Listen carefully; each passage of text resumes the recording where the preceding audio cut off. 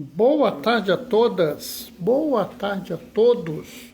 São 15h32. Hoje eu entrei atrasado, deu um probleminha aqui na internet, mas estamos começando o Momento Bom Samaritano, né?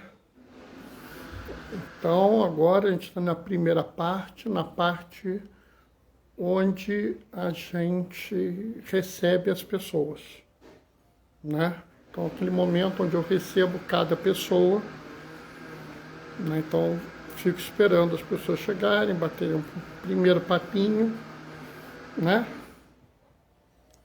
E aí a gente depois faz a revisão, né? Quem é que chegou? Ô, Djalma, Doraci, paz e bem, como é que vocês estão? Estão bem? Conta aí pra mim.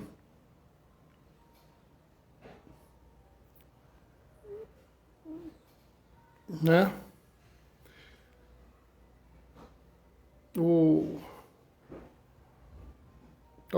Vamos esperar mais um pouquinho o povo chegar, mas tá tudo bem com vocês, Djalma e Doraci? Aqui comigo tá tudo bem, entrou mais alguém. Oi, Fátima, paz e bem. Você tá bem também, Fátima? Eu tô um pouco apertado da asma, mas tá melhor do que teve ontem. Estamos bem, graças a Deus, diz Djalma e Doraci. Fátima está mandando um paz e bem também, que bom. Não é?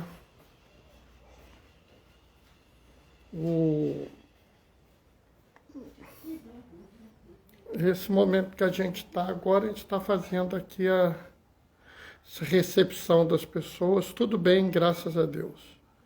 Maria Alice chegou. Oi, Maria Alice, paz e bem.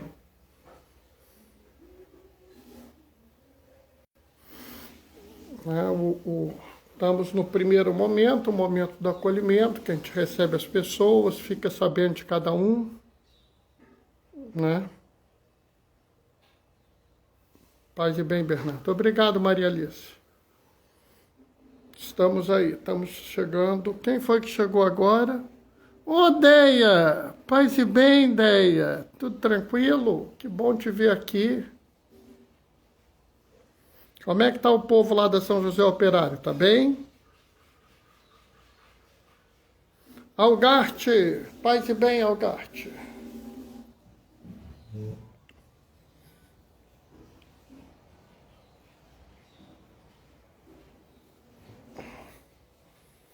A gente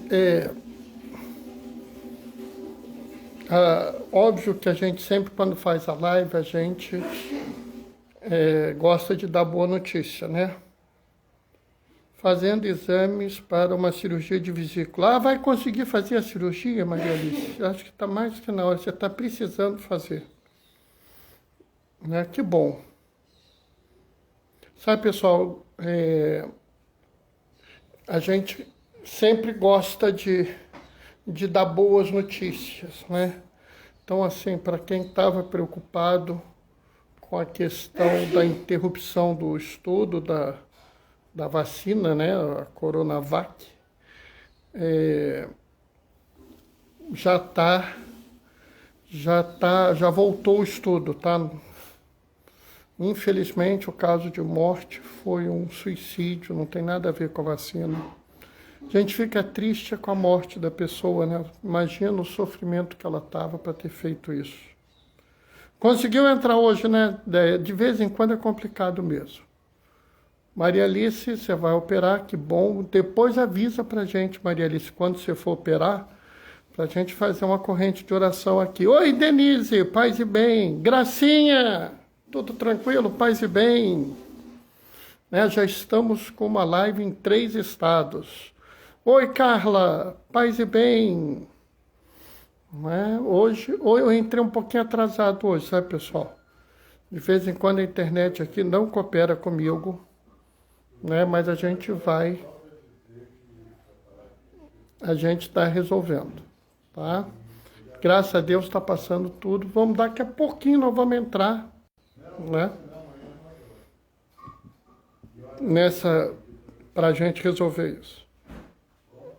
para fazer a nossa celebração. E vamos, pessoal, a Maria Alice, ela vai fazer uma cirurgia, não está marcada ainda.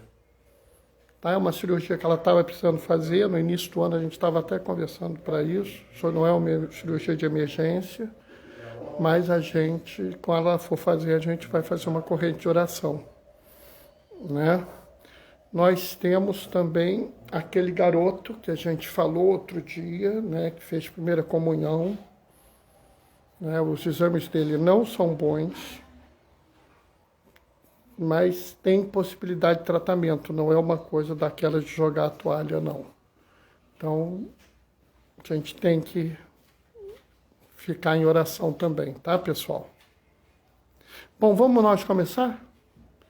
O Senhor esteja convosco. Ele está no meio de nós. Proclamação do Evangelho de Jesus Cristo, segundo Lucas.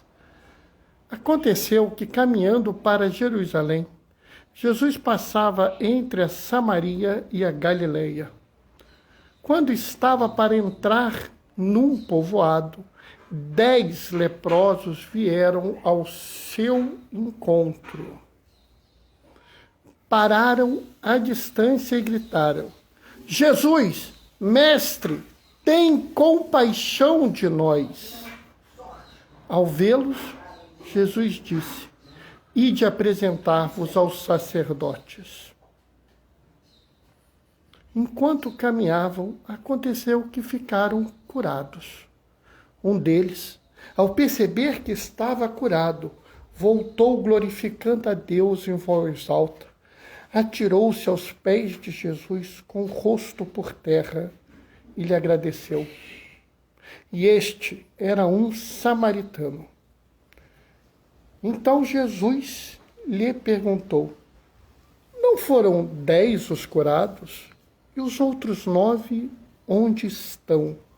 Não houve quem voltasse para dar glórias a Deus, a não ser este estrangeiro? E disse: Levanta-te e vai, a tua fé te salvou. Palavra da salvação. Enquanto eu estava lendo, entrou aqui algumas pessoas. Quem foi que entrou? A Diane, o Coutinho e a Rita. Paz e bem para vocês. Sabe, essa leitura, ela permite algumas observações, algumas coisas que são assim muito tocantes, muito pertinentes, mas que às vezes passam despercebido, né?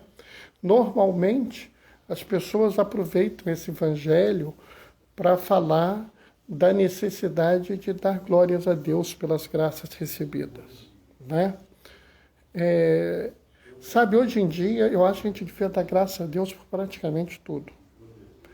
Mas eu acho que nós temos aqui coisas muito mais importantes do que a necessidade de dar glória a Deus.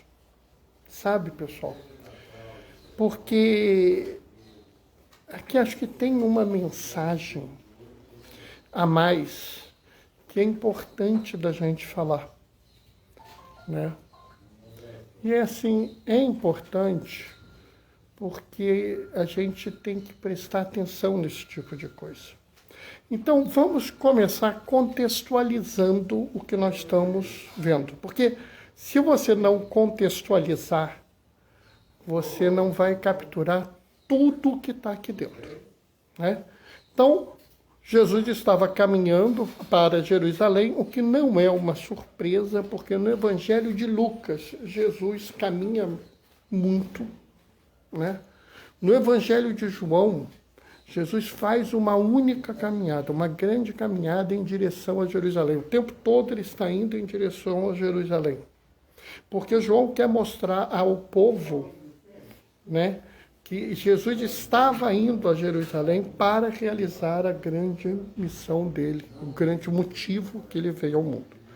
Lucas faz questão de mostrar que que Jesus caminhou pela região, porque isso era importante para aquelas pessoas, para as pessoas a quem ele dirigia o evangelho, era importante mostrar que havia um caminhar, que Jesus caminhava, né?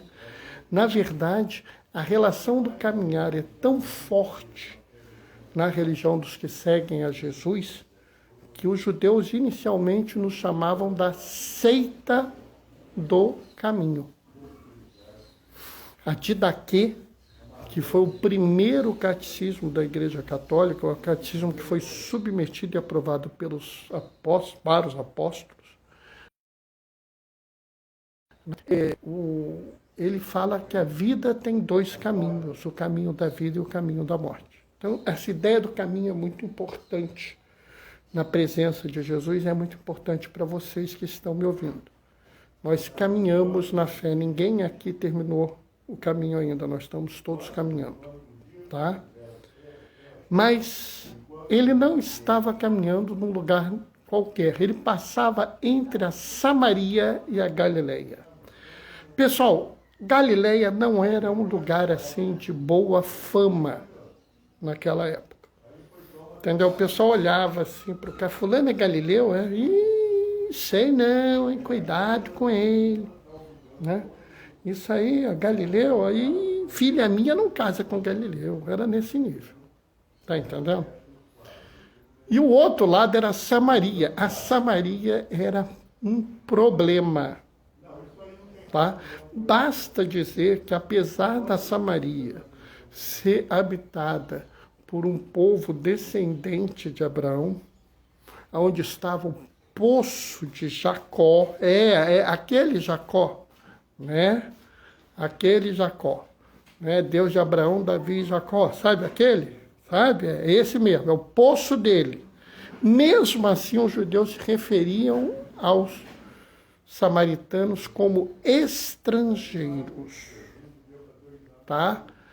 Um samaritano que chegasse em Jerusalém era visto, assim, cuidado, tem um samaritano aí. Ih, meu Deus do céu, recolhe dinheiro. Era nesse nível.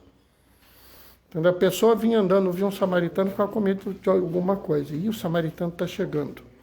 Em parte, pessoal, em parte, isso era justificado, porque os samaritanos também não queriam saber de judeus, né? Não raro era capaz de você ter vaga numa estalagem na Samaria, se chegasse um judeu para ser hospedado lá, era capaz de alguns samaritanos dizer que não tinham vaga. Eles preferiam, às vezes, não receber pessoas na estalagem a ter um judeu na estalagem. Para vocês terem uma ideia, uma vez os samaritanos invadiram o templo de Jerusalém e jogaram sangue numas partes do templo, tornando o templo impuro. Então você vê que a coisa ali era feia, né? Era feia, né? Não era um lugar tranquilo que eles estavam indo, não. Havia uma situação difícil, havia uma situação de muito preconceito, né? Jesus estava indo para Jerusalém, passando por uma região de marginalização e preconceito.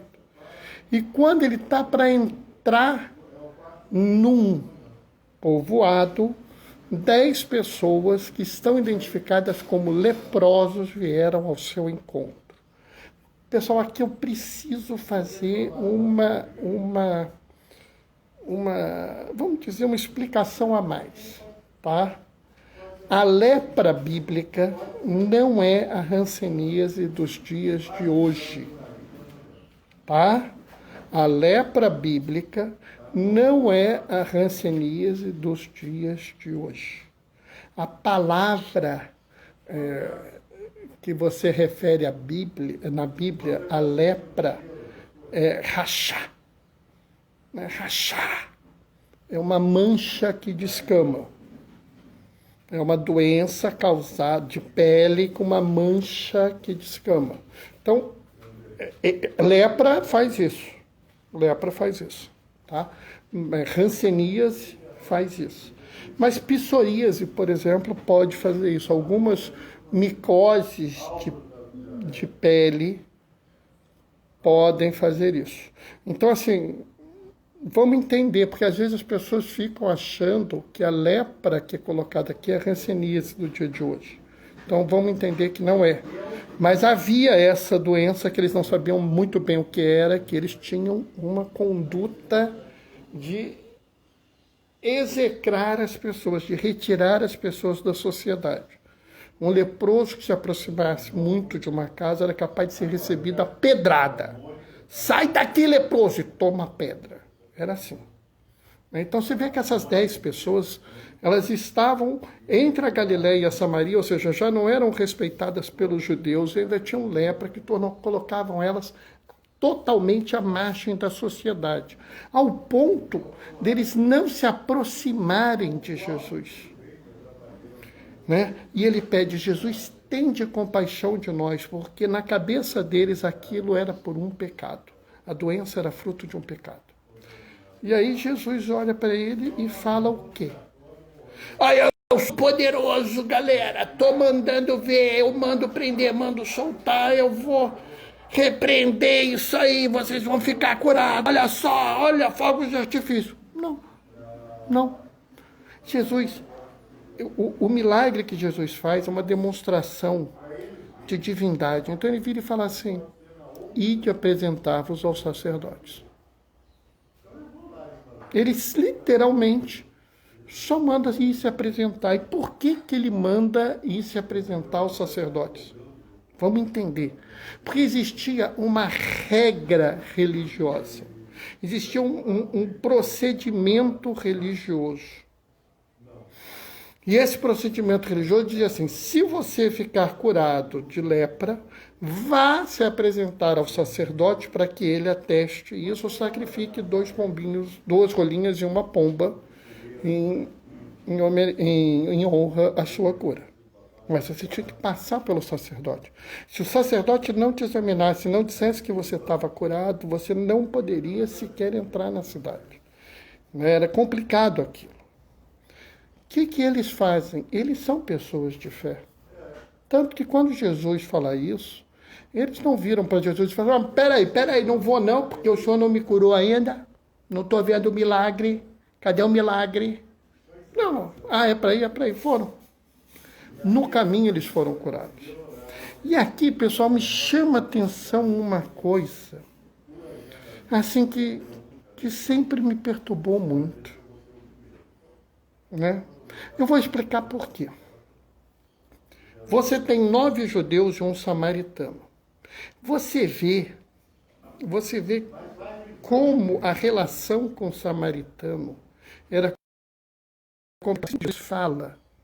Não houve quem voltasse para dar glória a Deus, a não ser este estrangeiro. Notam isso? O próprio Jesus trata o samaritano como se não fosse o mesmo que os outros 9 judeus. Mas, Bernardo, por que disso? Porque Jesus vivia numa sociedade dentro de uma cultura e ele expressa os termos e as características da cultura dele. É por isso que nós devemos sempre questionar os dados em nossa cultura que são geradores de preconceito, estigma e marginalização. Né? Conheço gente que fala que quando alguém não suja na entrada, suja na saída. Isso é uma forma de preconceito, de marginalização, de estigmatização. Né?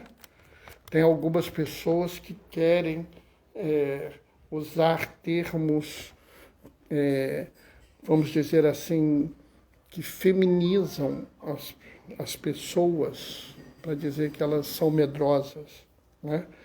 Como se ser feminino fosse medroso ou como se ter medo necessariamente fosse ruim. Né? Nós temos pessoas que dizem, fulano mora em tal lugar, então não presta. Né? Eu tenho medo de ver quem mora na favela. Eu vejo um favelado na rua, eu tenho medo. Você não tem, não? Esses termos, eles não são nossos, eles são da nossa sociedade. Nós temos que tomar cuidado para essas ideias não caírem dentro do nosso coração e mudar a nossa vida. Tá? O pecado social, ele existe, nós devemos superá-lo. Mas olhem bem uma coisa interessante. Os 9 judeus curados da lepra, né, eles voltariam a ter uma posição social normal ali dentro. Tudo bem, era galileu, mas é judeu. Voltaria a frequentar o templo, voltaria a participar votando no conselho da cidade, tudo normal, né? E o samaritano? O samaritano não poderia entrar na cidade, não poderia entrar no templo. Se entrasse na cidade, quer dizer, ele poderia entrar, mas não poderia permanecer na cidade. Não poderia permanecer no templo, nem entrar no templo, só na área externa do templo. Nunca poderia votar no conselho da cidade, porque ele era um samaritano, né? Ou seja, ele não ganhou tanto quanto os 9 judeus. Ele não teve uma recuperação da sua dignidade no mesmo nível que a dignidade dos judeus foi restaurada. A graça da cura da doença, para ele, é enorme. Mas a graça da cura para a doença, para os 9 judeus, é maior do que para este samaritano. E aí é que é uma coisa inacreditável. Porque, vamos falar assim, se os 9 judeus voltassem para se pôr aos pés de Jesus e agradecer a ele, a gente entendia. Mas eles preferiram cumprir o preceito religioso, obedecer à regra religiosa, do que agradecer a Deus. Aquele samaritano que, sim, recebeu uma grande graça, mas não tão grande quanto a dos 9, né? Ele melhorou, sim, a situação da vida dele, pôde voltar a conviver com a sua família e tal, mas ele não teve o mesmo ganho que aqueles 9 judeus tiveram. E aí ele volta e agradece. Ele agradece. Ele diz claramente, ele se ajoelha aos pés de Jesus, ele grita louvores a Deus. E é muito interessante, porque no primeiro momento eles estão todos no mesmo nível, estão todos com a mesma exclusão, o mesmo sofrimento, o mesmo preconceito. E justo aquele que ganha menos é que vai ao encontro de Jesus e louva a Deus em voz alta. Né? Por quê? Porque os outros estão cegos pela obediência ao ditame religioso. Eles estão tão fixados em cumprir a regra, eles deixam de agradecer a Deus. Existe hoje pessoas neste mundo que estão tão preocupados em seguir a regra A, B ou C, que deixam de agradar a Deus, que deixam de agradecer a Deus, que deixam de amar a Deus. Sabe, pessoal, cumprir as regras, ser obediente, né, obedecer às instruções religiosas é importante, sim, eu não estou dizendo que não seja. Mas reconhecer a graça de Deus é mais importante.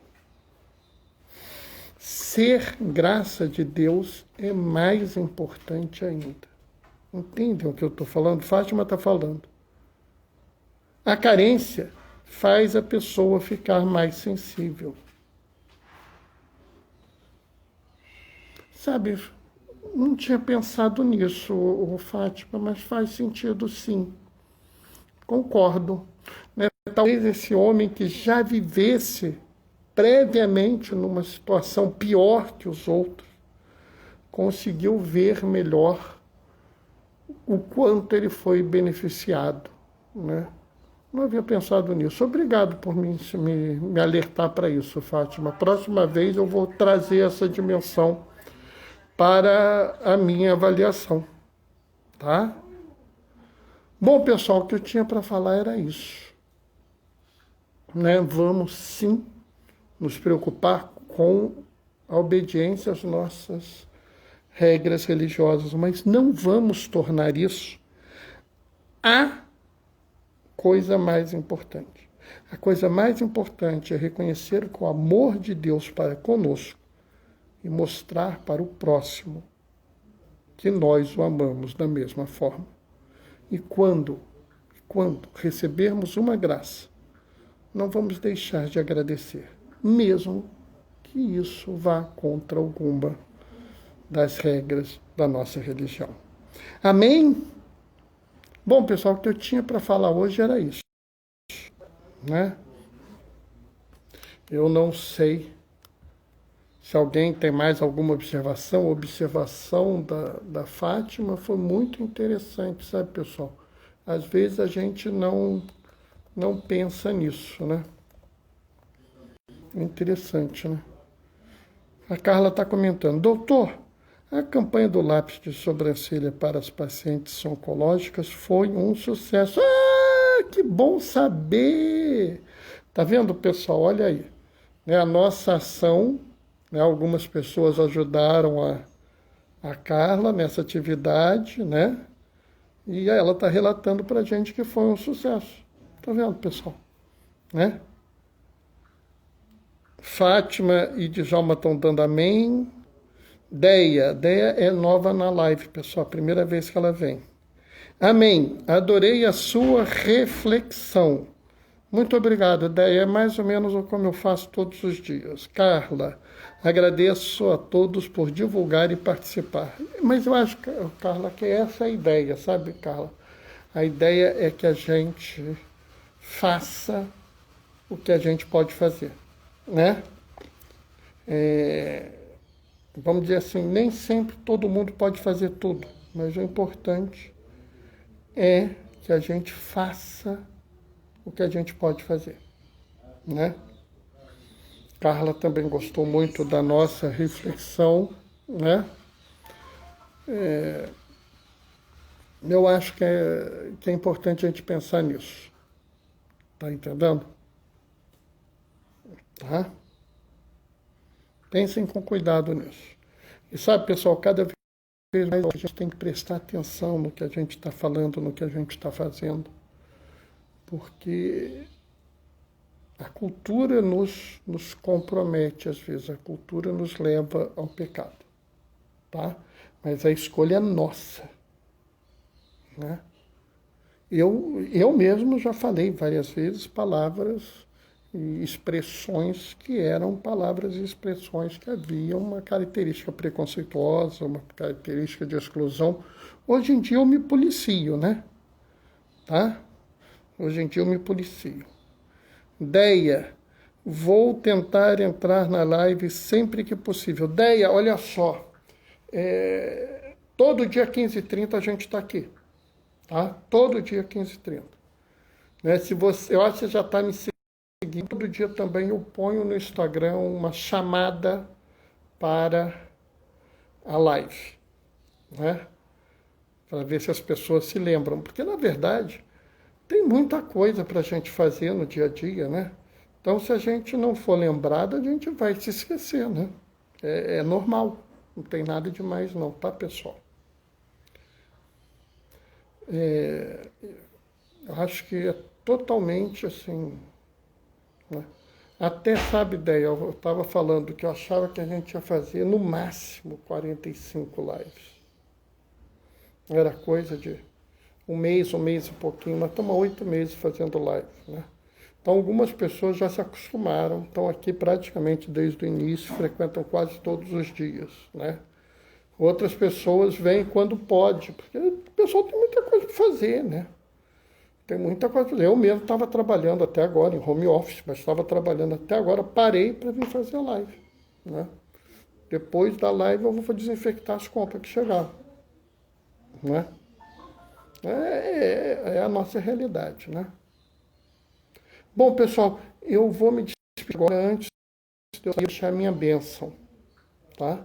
Quem tiver um tempinho, dá um pulo no blog do Gaioso, né? Diaconia da Palavra, blogspot.com, né? Coutinho está falando, eu, por exemplo, a Deia está falando, eu também estou em home office. Estão vendo? Né? Coutinho é um que sempre que pode vem, mas ele está em home office também. Né? Estamos numa situação muito difícil, por isso que eu falo para as pessoas, pessoal, né? Carla também está em home office. Sabe, pessoal, fala para as pessoas, hoje em dia a gente não pode cobrar das pessoas nada, porque nós estamos vivendo numa situação absolutamente de exceção. Né? Nós estamos numa situação absolutamente de exceção. Né? Então, nós estamos com uma doença séria em volta de nós temos que ter cuidado. E, assim, acho que é necessário que as pessoas se cuidem. Né? Eu, por exemplo, estou preparando para votar agora domingo, já estamos vendo as máscaras todas, as faces todas, tudo tem direito. Acho que é importante. Ah, Bernardo, é muito arriscado? Várias pessoas têm me perguntado, hoje eu vou subir para o meu Instagram, para o meu Twitter, para o meu Facebook, um gráfico mostrando as atividades, para que vocês possam ver, né? Se vocês forem lá no local de votação, forem lá votar e ir embora, o risco é baixo. É claro, se pegar um ônibus lotado no caminho, aí o risco fica alto por causa do ônibus, não por causa da votação. Tá? Então vamos ver. Eu, por exemplo, já falei que eu vou a pé. Né? Quem me conhece sabe que eu sou um gordo sedentário, mas eu vou a pé, porque eu prefiro ir a pé do que pegar uma condução. Tá? Mas eu vou deixar minha bênção e a gente vai ficar tudo bem. O importante é que a gente continue se cuidando, tá? O Senhor esteja convosco. Ele está no meio de nós. Por intercessão de Damião de Molokai, desça sobre vós e permaneça para sempre. A benção do Deus Todo-Poderoso, Ele que é Pai, Filho e Espírito Santo. Aqueles que podem, fiquem em casa. Os que não podem, se cuidem. Todos usem máscara. Isso vai passar. Glorifiquem o Senhor com a vossa vida. Continuem em paz e que o Senhor sempre vos acompanhe. Tchau, tchau. Até amanhã, 15h30, pessoal.